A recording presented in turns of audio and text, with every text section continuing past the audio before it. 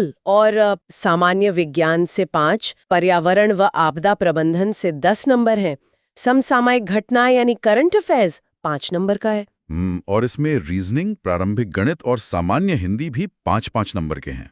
तो ये मिलाकर हो गए 65 अंक। ये तो एक तरह से बेसलाइन हो गई। बिल्कुल, ये बेसलाइन है। लेकिन असली जो मेरिट बनेगी ना, वो बाकी के 35 नंबरों से तय होगी। हाँ, और यहाँ बात वाकई बहुत दिलचस्प हो जाती है, क्योंकि भाग 2 है कंप्यूटर और सूचना प्रौद्योगिकी का, जो 15 अंक का है। और ये सिर्फ बेसिक एमएस वर्ड वाला कंप्यूटर नहीं है। नहीं, बिल्कुल नहीं। इसमें AI, big data, internet of things और साइबर सिक्योरिटी जैसे टॉपिक्स हैं। और इसके साथ ही भाग 3 है उत्तर प्रदेश राज्य से संबंधित सामान्य जानकारी, जो अकेले 20 नंबर का है। मतलब कंप्यूटर के 15 और यूपी स्पेशल के 20, 35% वेटेज तो सिर्फ इन दोनों चीजों को दे दिया गया है। हाँ? अब अगर हम इसे व्यापक संदर्भ में देखें, तो इसके पीछे एक बहुत बड़ा कारण है। वहीं मैं सोच रही थी कि अचानक से इतना तकनीकी सिलेबस क्यों? देखो, सरकार को अब केवल किताबी ज्ञान वाले अधिकारी नहीं चाहिए। उन्हें ऐसे प्रशासक चाहिए जो जमीनी स्तर पर यूपी को समझते हों। अच्छा। और साथ ही एआई या आईओटी जैसी आधुनिक तकनीकों के जरिए सरकारी कामकाज को स्मार्ट बना सकें। जैसे आजकल जो स्मार्ट मीटर लग रहे हैं गांव में, या राशन वितरण में जो बायोमेट्रिक और डेटा का इस्तेमाल हो रहा है। एग्जैक्टली। एक लोअर पीसीएस अधिकारी को ये सब मैनेज करना आना चाहिए। वो फाइलों में दबा हुआ पुराना बाबू नहीं हो सकता। सही बात है। उसे बिग डेटा समझना होगा ताकि वो योजनाओं को सही से लागू कर सके। बिल्कुल।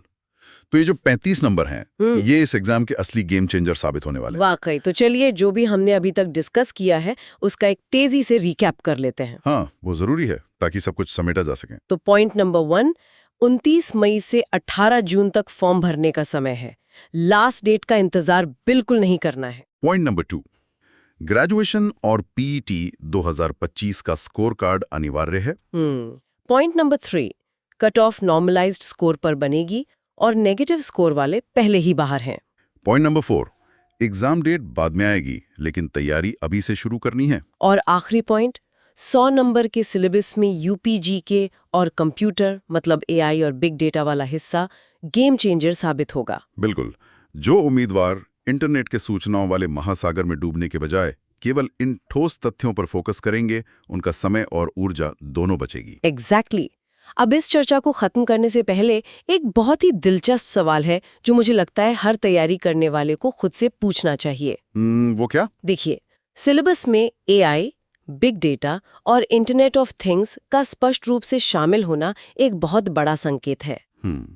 संकेत तो है। सोचने वाली बात यह है कि क्या उत्तर प्रदेश का प्रशासन भविष्य में पूरी तरह से डेटा ड्रिवन और ऑटोमेटेड होने की दिशा में कदम बढ़ा रहा है? यार, ये तो बहुत बड़ा सवाल है। हाँ, और अगर हाँ, तो भविष्य के इन अधिकारियों की भूमिका क्या सिर्फ फाइलों में दबे रहने वाली होगी, या फिर वो एक टेक मैनेजर की तरह काम करेंगे? वाकई ये एक ऐसा पहलू है जिस पर तैयारी करने वाले हर उम्मीदवार को विचार करना चाहिए।